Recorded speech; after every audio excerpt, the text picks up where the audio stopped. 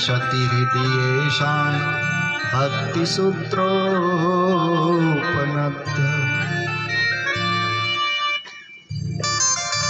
जिसके अंदर भक्ति की एक भी रेखा है,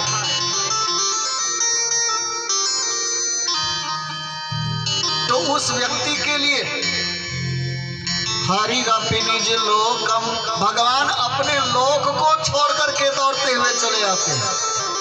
हरिरपि निज लोकम सर्वथा तो विहाय प्रविशति हृदय तेषाम, उस भक्त के हृदय में भगवान प्रवेश कर जाते हैं। भक्ति सूत्रोपनद्ध, क्योंकि भगवान भक्ति के सूत्र में बंधे हुए हैं। जीनी जीनी प्रेम की डोरी मुँह से तोड़ी न छोड़ी जाए। भगवान कहते हैं प्रेम की डोरी, प्रेम का धागा इतना जीना इतना पतला है कि फिर भी मुझसे तोड़ा नहीं जाता है। रही मन धागा प्रेम का मत तोड़ो चटकाए, टूटे से फिर ना जुड़े, जुड़े गांठ पड़ जाए। रही मन धागा प्रेम का, प्रेम का धागा बहुत पतला है, तोड़ो मत। टूट जाएगा तो जुड़ेगा नहीं, और जुड़ जाएगा तो गांठ बनी रह जाएगी। बहुत बड़ा प्रेम है, बहुत विश्वास पर। एक बार जब विश्वास खंडित हो जाता है तो फिर जुड़ नहीं पाता है। अगर जुड़ भी जाए तो जैसे रस्सी में गांठ बनी रहती है जोड़ने के बाद, वैसे वो गांठ कहीं न कहीं बनी रहती है अंदर। तो भगवान कहते हैं मैं भक्ति के सूत्र में बंधा हुआ हूं, मैं भक्ति के प्रेम को, उस प्रेम के धागे को तोड़ नहीं सकता हूं।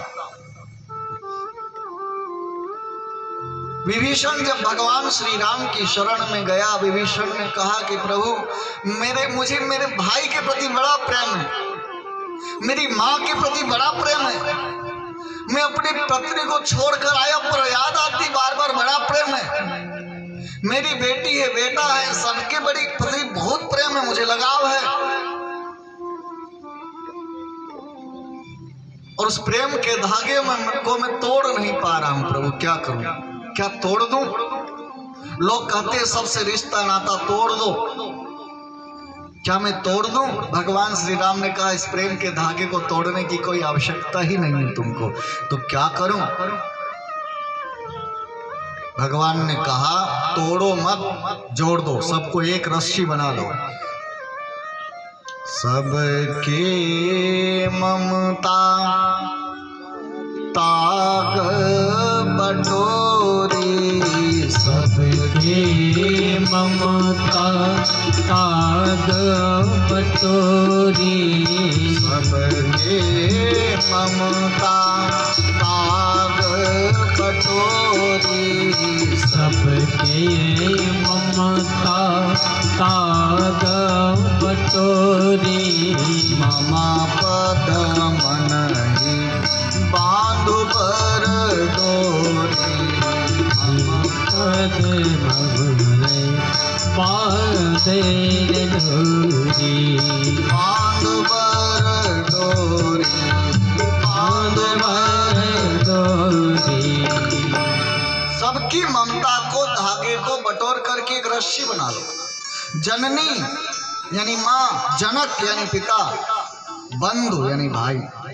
जननी जनक बंधु सुत दारा, तन धन भवन सुहृद परिवारा, सबके ममता ताग बटोरी, मम पद मन ही बांध बर डोरी।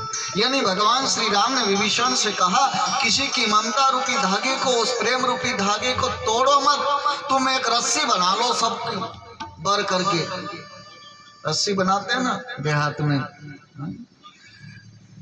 तो पानी लगा लगा के रस्सी बना लेते हैं, मोटी रस्सी हो जाती, मजबूत रस्सी हो जाती।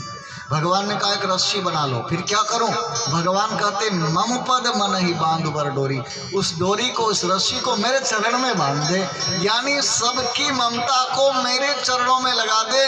तू मुझे मां मान, मुझे पिता मान, मुझे ही भाई मान, मुझे बहन मान, जो मानना, जितने रिश्ते नाते संसार में सब मुझे तू मानो। त्वमेव माता च पिता त्वमेव, त्वमेव बन्धुश्च सखा त्वमेव, त्वमेव विद्या द्रविणं त्वमेव, त्वमेव सर्वं मम देव देवा। माता रामो मत्पिता रामचन्द्रः, स्वामी रामो मत्सखा रामचन्द्रः, सर्वस्वं मे रामचन्द्रो दयालु, नान्यं जाने नैव जाने न जाने। हम किसी को नहीं जानते। मोरे सभई एक तुम स्वामी, दीन बंधुर अंतर्यामी। हम किसी को नहीं जानते, बस भगवान को जान। भगवान ही माता पिता सब, तो वो ममता भगवान में जोड़ दो, रिश्ते नाते भगवान में जोड़ लो। बेटे के प्रति बहुत ज्यादा लगाव है तो भगवान को बेटा मान लो ना।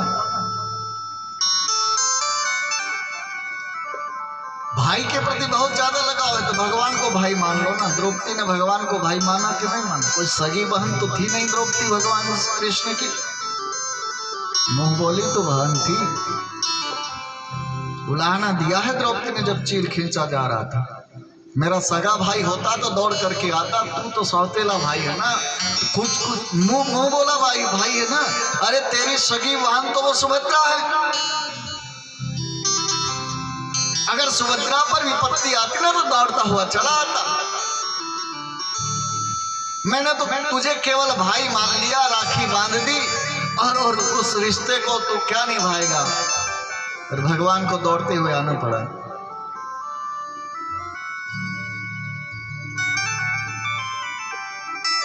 तो भगवान भक्ति के सूत्र में बंध जाते हैं,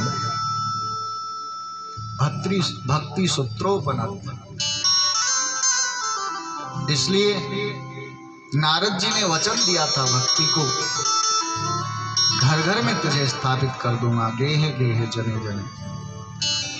उस संकल्प को नारद जी ने पूरा किया भक्ति महारानी को कथा श्रवण करवा करके। तो इस भागवत महात्मा का यह प्रभाव है कि सोते हुए ज्ञान वैराग्य जागृत हो गए। पर नैमिषारण्य क्षेत्र में 88,000 शौनकादिक ऋषियों ने सूत जी महाराज से प्रश्न किया कि महाराज, भक्ति तो भगवान की है, ज्ञान वैराग्य के द्वारा ही भगवान प्राप्त होते हैं, और अगर ज्ञान वैराग्य जागृत हो गए, तरुण अवस्था में हो गए तो कौन बड़ी बात है। महाराज जो भक्त नहीं है,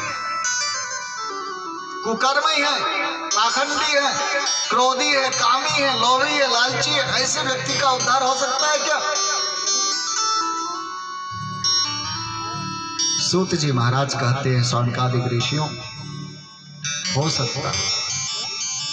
नारद जी का भी यही प्रश्न था। कुमारों ने, सनत कुमारों ने कहा, पूछा गया है के विशुद्धयंती वदन्तु मह्यम। कौन कौन विशुद्ध हो जाता है, कौन कौन शुद्ध हो जाता है सप्ताह यज्ञ से? शनकादिक ऋषि कहते हैं कि ये मानवाः पाप कृष्णस्तु सर्वदा सदा दुराचार रतापि मार्गगाः क्रोधाग्निदग्धा कुटिलाश्च कामिनः सप्ताह यज्ञेन कलौ पुनन्ति ते। सप्ताह यज्ञेन कलौ पुनन्ति ते। ये मानवा, कौन कौन मानवा? पाप कृतस्तु सर्वदा, हमेशा पाप में रत रहते, दिन रात जो पाप करता हो। सदा दुराचार रता विमार्गगाः, हमेशा दुराचार करने वाला हो, हमेशा गलत रास्ते पर चलने वाला हो, क्रोधाग्नि दग्धा, हमेशा क्रोध में दग्ध रहने वाला हो। क्रोध कभी कभी आए तो ठीक है, पर दिन रात क्रोध करने वाला व्यक्ति अच्छा नहीं माना जाता। क्रोध ज्यादा नहीं करना चाहिए। कुटिलाच, टेढ़ी चाल चलने वाला, कामिन, दिन रात काम वासना में रत रहने वाला है, ऐसा व्यक्ति भी सप्ताह यज्ञेन कलो पुनन्ति ते, भागवत साप्ताहिक कथा श्रवण कर ले इस कलयुग में तो भी वह पवित्र हो जाता है, उसका उद्धार हो जाता है। पर एक प्रश्न यहाँ यह भी आता है कि महाराज जो पाप कृतस्तु सर्वदा, जो दिन रात पाप करता है, क्या वो कथा सुन सकता है क्या? पाप करने वाले की रुचि नहीं होगी कथा सुनने में। यही सर निकट न आव अभागा, मानस में गोस्वामी जी ने कहा कि इस सर के सरोवर के निकट अभागा नहीं आता। अभागे लोग कथा श्रवण नहीं कर पाते। अभागे अगर आ भी जाए तो वापस भाग के चले जाते हैं। तो इस कथाओं को श्रवण कैसे करेंगे? पापी लोगों को कथा अच्छी भी तो नहीं लगती।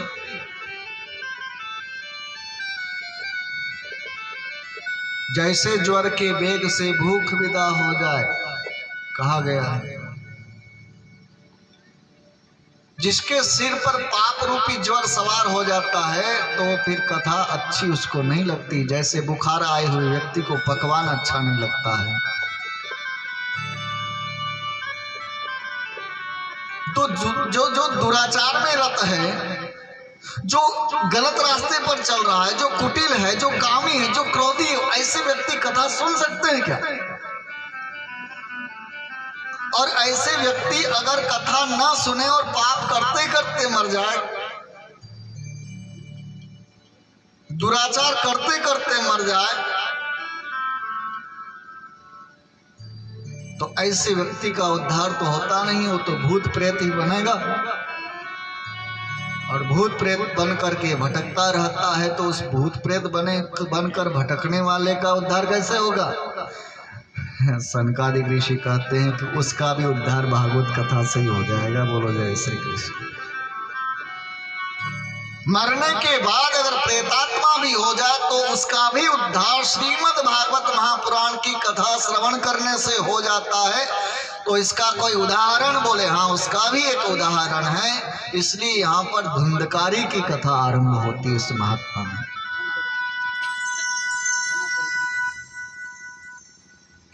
धुंधकारी आत्मदेव पुरे तस्मिन् सर्ववेद विशारदः श्रोतस्मार्ते सुनिष्णातो द्वितीय इव भास्करः। तुंगभद्रा नदी है, तुंगभद्रा तटे, तुंगभद्रा नाम की एक नदी है, उसके किनारे एक आनंद नाम का नगर बसा हुआ है। उस नगर में एक आत्मदेव नाम के बहुत बड़े ज्ञानी पंडित जी विराजमान है, रहते हैं। सर्ववेद विशारद, चारों वेदों का ज्ञान उन पंडित जी को था। साधारण ज्ञानी नहीं थे आत्मदेव जी। द्वितीय इव भास्कर, दूसरे भास्कर के समान। भास्कर कहते हैं भगवान सूर्य को, यानी सूर्य के समान ज्ञानी। सबसे बड़ा ज्ञानी कौन है महाराज, पता है आपको? सूर्य भगवान से बड़ा ज्ञानी कौन होगा? मैंने बताई है यहाँ पर बात। ये 6वीं मेरी कथा है। 5 कथा पहले हो चुकी है और मैंने बताया है पहले सूर्य भगवान के बारे में भी। भगवान सूर्य ने गरुड़ जी के पंख को वेद पढ़ाया है। हम जब आरती पूजा करते हैं तो गरुड़ घंटी क्यों रखते हैं, इसका कारण क्या है मैं बता चुका हूं आपको। और इसका कारण यही है कि गरुड़ जी महाराज जब उड़ के चलते हैं तो उनके पंख से वेद ध्वनि निकलती है, क्योंकि उनके पंखों को वेद पढ़ाने वाले भगवान सूर्य हैं। सूर्य भगवान ने गरुड़ जी के पंख को भी वेद पढ़ा दिया। जो जड़ पंख है उन पंखों से वेद ध्वनि निकलती है। बिना वेद मंत्रों के पूजा संपन्न नहीं मानी जाती है। हम लोगों को मंत्र नहीं आते हैं, मंत्र में त्रुटियां भी हो जाती है बोलने में, इसलिए गरुड़ घंटी हम रखते हैं कि उस त्रुटि को गरुड़ जी महाराज पूरा कर दें, क्योंकि उनके पंख से वेद ध्वनि निकलती है। तो गरुड़ के पंख को भी वेद पढ़ाने वाले से सूर्य भगवान, जिन हनुमान जी को हम कहते हैं ज्ञानी नामक ग्रगण्यम सकल गुण निधानम, वो ज्ञानी नामक ग्रगण्यम हनुमान जी कैसे बने, समस्त गुणों के निधान हनुमान जी कैसे बने, गुरु के द्वारा ही तो ज्ञान मिलता है। हनुमान जी के गुरुदेव कौन है आपको पता है, सूर्य भगवान। भानु से पढ़न हनुमान गए भानुमन, हनुमान शिशु के लिखियो फेर फारसो, पाछिले पगनि गम गगन मगन मन, क्रम को न भ्रम कपि बालक बिहार को। हनुमान बाहुक में लिखा हुआ है। भानु से पढ़न हनुमान गए भानु, हनुमान जी भानु यानी सूर्य भगवान के पास अध्ययन करने गए तो भानुमन अनुमान की फिर फारसो, अनुमान लगाया अरे ये फिर आ गया, जन्म लेते ही मुझे ग्रास कर लिया था, खा गया था फल समझ करके, अब दोबारा आया फिर खाएगा क्या। हनुमान शिशु के लिखियो फिर फारसो, हनुमान जी से सूर्य भगवान ने कहा कि किस लिए आए हो भैया, डर रहा हूँ, मुझे डर लगता है। बोले डरने की जरूरत नहीं, हम आपको गुरु मान करके आए हैं, आपकी खाएंगे नहीं, आपकी पढ़ेंगे आपसे। सूर्य भगवान ने सोचा इनको पढ़ाने लगे हम, और बीच में बताया कि ऐसा नहीं ऐसा, और कहीं इनको गुस्सा आ गया फिर उठा के खा जाएंगे। तो अनुमानी शिशु के लिखियो फिर फारसो, बहाना बनाया सूर्य भगवान ने। बोले गुरु के सामने बैठकर पढ़ा जाता है भैया, आगे नहीं पीछे नहीं अगल बगल नहीं, गुरु के सन्मुख रहना चाहिए, माँ के हमेशा सामने रहना चाहिए, बैठना चाहिए, गुरु के भी हमेशा सामने बैठना चाहिए। जो विद्यार्थी बिल्कुल पीछे बैठता है वो गुड़गोबर रह जाता है, हाँ वो ठीक से अध्ययन नहीं कर पाता। जो पढ़ने में सबसे कमजोर बालक होगा ना वो सबसे पीछे मेज पर बैठेगा कि कहीं गुरु जी कुछ पूछ न ले हमसे, और जो तेज तर्रा रहेगा वो सबसे आगे बैठेगा और गुरु जी से बार बार पूछेगा, गुरु जी उस अच्छा दृष्टि उस पर रहेगी, बार बार बताएंगे भी। तो जिसको अध्ययन ठीक से करना हो गुरु के सन्मुख रहना चाहिए, और माँ प्रथम गुरु है इसलिए माँ के भी हमेशा सामने रहना चाहिए। तो सूर्य भगवान ने हनुमान जी से कहा कि देखो भाई गुरु के सामने रहना चाहिए, और हम तो चल रहे हैं, हमारा वेग हमारी गति कितनी तेज है, क्षण भर में हम कहां से कहां पहुंच जाते हैं। तो क्या हमारे साथ चल पाओगे? हनुमान जी ने कहा हम आपके साथ साथ उड़ेंगे। बोले साथ साथ उड़ोगे लेकिन सामने तो नहीं रह पाओगे, अगर हमारे आगे उड़ोगे तो फिर हमारी तरफ तुम्हारी पीठ हो जाएगी, तो अध्ययन कैसे करोगे, और पीछे उड़ोगे तो फिर हमारे पीछे हो जाओगे, तब भी ठीक से अध्ययन नहीं हो पाएगा। बराबरी में भी गुरु के नहीं रहना चाहिए, तो गुरु बराबरी में भी नहीं उड़ सकते हो, तो अध्ययन कैसे करोगे। हनुमान जी ने कहा हम आपके सन्मुख रहेंगे और आगे आगे चलेंगे। पाछिले पगनि गम गगन मगन मन, क्रम कनु ब्रह्म कपि बालक बिहार को। हनुमान जी पीछे पैर करके उल्टा दौड़े, सूर्य से भी आगे आगे हनुमान जी की तेज गति है, उल्टा चलते हुए सामने सूर्य भगवान से उन्होंने अध्ययन किया है, और सूर्य भगवान से विद्या प्राप्त हनुमान जी ने की। तो ज्ञानी नाम अग्रगण्यम सकल गुण निधानम, वानराणामधीशम वात जातम नमामि।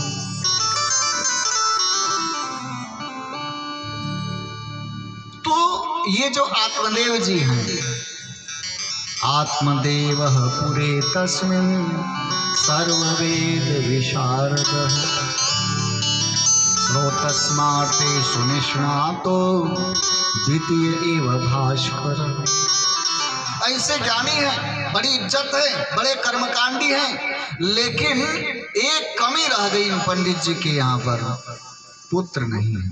पत्नी तो है, अच्छा पत्नी भी है, लेकिन वो कोई बहुत अच्छी नहीं है, झगड़ालू है, लड़ाई करने वाली है, क्रूर है।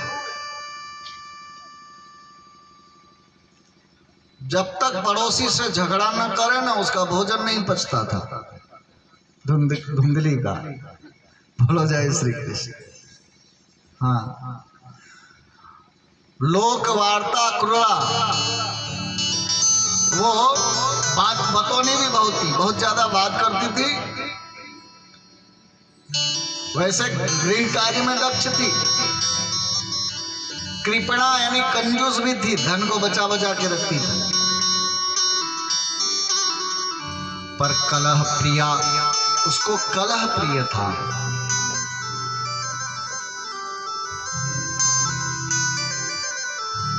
ऐसे आत्मदेव जी को कोई पुत्र नहीं, बड़ा कष्ट हुआ। क्या करूं, लोग ताना मारने लग गए। आधी रात्रि को घर छोड़ करके आत्मदेव जी बाहर निकल पड़े, जंगल में चले गए। बोले आत्महत्या कर लेता हूं, मर जाऊं, बिना पुत्र के जीवन व्यर्थ है। मरने जा रहे थे, एक साधु महाराज के दर्शन हो गए। महात्मा ने देखा, कौन हो भाई, क्या है? तो महात्मा के चरणों में प्रणाम किया। कौन हो? बोले मेरा नाम आत्मदेव है। यहाँ क्या करने आए हो? बोले मरने आया हूं।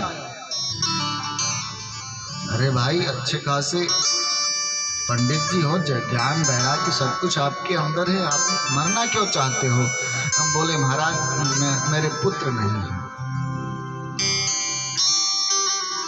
महाराज समझाया महात्मा जी ने, मुंचा ज्ञानम प्रजारूपम बलिष्ठा कर्मणो गति विवेकम तो समासाध्य तज संसार वासना। संसार की वासना को त्यागो। पुत्र पैदा करने की, पुत्र उत्पन्न करने की जो कामना है, उसको व्यर्थ में मत ढो, त्याग दो इस कामना को। कर्म की गति बड़ी बलवान है। तुम्हारे भाग्य में पुत्र नहीं है तो कोई बात नहीं, मरो मत, भजन करो ना, क्योंकि संन्यासे सर्वथा सुखम। संन्यास में सब सुख ही सुख है, कोई दुख नहीं है, कोई कष्ट नहीं है, जो सब झंझट से मुक्ति है, कोई टेंशन नहीं। सन्यासी बन जाओ, साधु बन जाओ, भगवान का भजन करो। बोले नहीं महाराज, आप क्या जानो, आप तो बचपन से सन्यासी हो। छोटे छोटे बच्चे जब तोतली भाषा में बोलते हैं तो कितना अच्छा लगता है। पुत्र चाहिए मुझे, या तो पुत्र दो, नहीं तो मर जाऊंगा।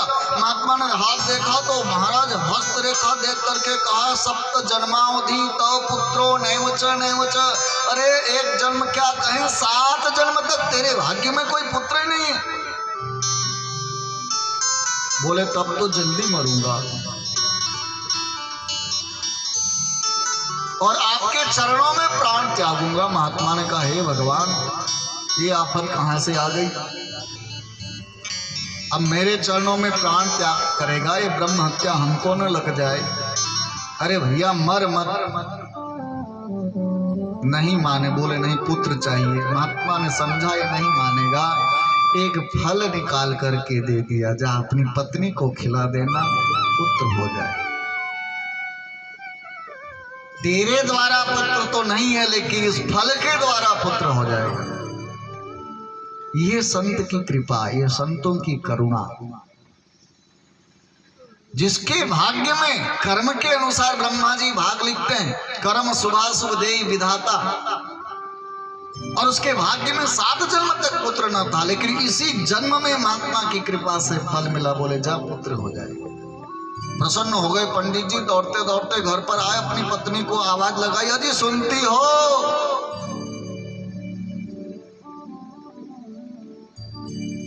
क्या बात है, क्यों चिल्ला रहे हैं? बड़ी प्रसन्नता की बात है आज। क्या हुआ? देखो देखो फल। क्या करूं? इसको खाने से पुत्र हो जाएगा, तुम गर्भवती बन जाओगे। और देखो महात्मा जी का फल है, महात्मा जी ने दिया है, महात्मा का दिया हुआ प्रसाद है। स्नान ध्यान करके तब खा लेना। बोले हाँ मैं खा लूंगी। अब जब धुंधली ने फल तो ले लिया लेकिन खाया नहीं, अनेक तर्क कुतर्क किया, खाऊं कि ना खाऊं, खाऊं कि ना खाऊं। कहीं खा लिया, मान लो कुछ हो गया तो बाबा लोगों है कुछ मंत्र ऐसा मार दिया हो, कुछ और हो जाए। मान लो मैं गर्भवती हो जाऊं तो फिर उस अवस्था में मैं दौड़ नहीं पाऊंगी, कहीं घर में आग लग गई तो बाहर कैसे निकलूंगी, कहीं चोर मेरा धन लेकर, धन इकट्ठा किया था ना इसने, कहा गया कृपणा, एक कृपण थी तो कृपण यानी कंजूस, कंजूस के पास तो धन रहता ही है ना, इकट्ठा करके रखता है। इसने सोचा मेरा धन कोई ले करके जाएगा तो मैं उस चोर को नहीं पकड़ पाऊंगी। अच्छा मान लो मैं गर्भवती हो गई तो हमारे पतिदेव अपनी बहन को बुला लेंगे, मेरी ननंद को बुला लेंगे सेवा के लिए, और ननंद ने हमारा गहना सब देख लिया तो कहीं ले न ले, कहीं हमारे पतिदेव उसको न सब दे दे। एवं कुतर्क योगेन, इस प्रकार से कुतर्क करके उसने फल नहीं खाया, अपनी बहन को बुलाया। बहन ने कहा कि मैं गर्भवती हूँ, मेरे पुत्र को तू ले लेना, धन कुछ दे देना, मैं गरीब हूँ, और बोल देना अपने पति को कि मैं गर्भवती हूँ। ऐसा ही किया। फल का क्या करूँ? बोले फल को परीक्षा करो ना, गाय के बेटा नहीं हो रहा, गाय को कोई पुत्र नहीं हो रहा, मतलब गाय को बछड़ा नहीं हो रहा है, तो क्यों नहीं फल गाय को खिला दो।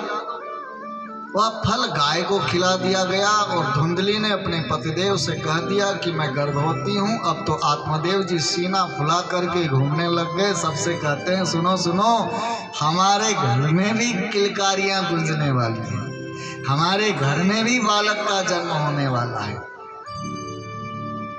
धीरे धीरे समय व्यतीत हुआ। ठीक 9 महीने के बाद उसकी बहन को जब पुत्र हुआ, अब ये तो कपड़ा वपड़ा बांध करके रहती थी घर में ही, बोले मैं गर्भवती हूँ, लेकिन समय आने पर उसका बेटा ले लिया और कह दिया बेटा हो गया, बेटा हो गया। आत्मदेव जी आए, कहाँ है बेटा का दर्शन कराओ, तो बहन का बेटा गोद में दे दिया।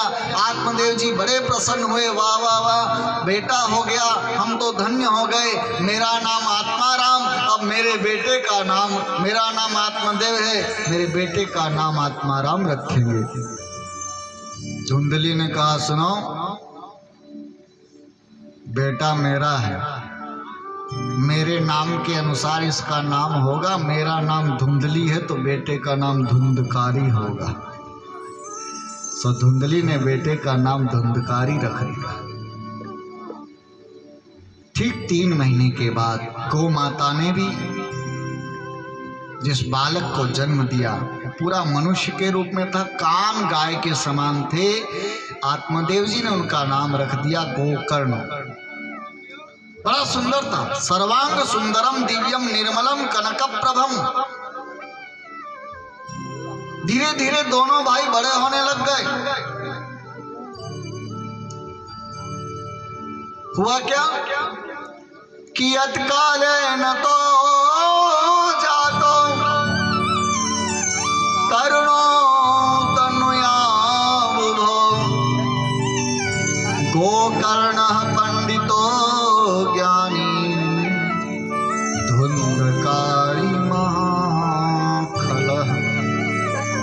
गोकर्ण पंडितो ज्ञानी धुंधकारी महाखलः। गोकर्ण जी पंडित हुए, गोकर्ण जी ज्ञानी हुए, क्योंकि महात्मा का दिया हुआ फल, उसके द्वारा जो पुत्र उत्पन्न हुआ वो ज्ञानी हुआ, और धुंधकारी महाखलय दुष्ट हुआ। हर समय झगड़ा लड़ाई, छोटे छोटे बालकों से, पड़ोसियों से रोज बुलाना है, पंडित जी आपके लड़के ने आज हमारे बच्चे को मारा, पंडित जी आपका बच्चा हमारे यहाँ घुस के चोरी करके ले गया, पंडित जी आज आपके बच्चे ने हमारे घर में आग लगा दी। कैसा बेटा पैदा किया आपने? जो पंडित जी खुशियां मना रहे थे आज दुखी होने लग गए। भगवान बेटा दे नहीं रहे थे, दे दिया तो कैसा बेटा मिला। औलाद भी अच्छी मिल जाए तो भगवान की कृपा समझो। कभी कभी औलाद के कारण बहुत परेशान हो जाते हैं माता पिता। अपनी संतान के लिए क्या क्या माता पिता नहीं करते, क्या क्या दुख भोगते हैं। जिस मां ने 9 महीने गर्भ में उसका वजन उठाया है, कष्ट सहा है, प्रसव पीड़ा सहन की है उसको जन्म देने में, उसके बाद उसकी गंदगी साफ कर करके बड़ा करती है।